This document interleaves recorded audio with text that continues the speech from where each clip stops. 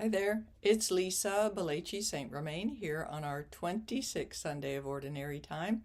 Our first reading is from the book of Numbers, and it actually parallels our gospel because it's talking about who can prophesy and is the Holy Spirit controlled, right?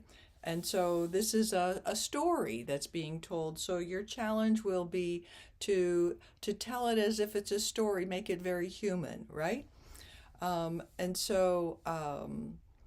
We start with, according to the Roman Missal, reading the title of the book, 3 seconds, then the content of the book, and then the word of 3 seconds, and then the word of the Lord. Okay, so let's begin. I'm going to make some suggestions as we go through it, and then I will just read it clear through, okay? A reading from the book of Numbers. The Lord came down in the cloud and spoke to Moses. Okay, that cloud, that's the cloud that was with them since they were leaving Egypt, right? Okay, back to the reading. Taking some of the Spirit that was on Moses, the Lord bestowed it. Bestowed. So notice this stretching out of this word. Bestowed it on the 70 elders.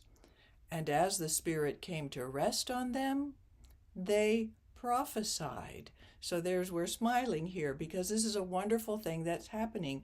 Moses, what God did through Moses is now being expanded, right? Okay, here's the story.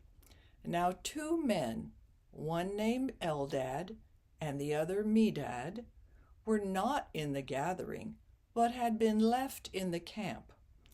They too had been on the list, but had not gone out to the tent. The tent is where Moses went to meet God, to step into the tent, right? And the others would lie prostrate on the ground outside praying. They had not gone out to the tent. Yet the Spirit came to rest on them also, and they prophesied in the camp. So that's the amazing thing going on there. They weren't even with all the others, but what the Spirit wants to do, it does. So when a young man quickly told Moses, Eldad and Medad are prophesying in the camp, Joshua, son of Nun, who from his youth had been Moses' aide. So we've got panic going on, and then we've got the defender coming to the rescue, right? Who from his youth had been Moses' aide, said, Moses, my lord, stop them. But Moses answered him. Look at, I'm smiling right here because we know what Moses is going to say. So give the people a preview of what Moses will say by your smile.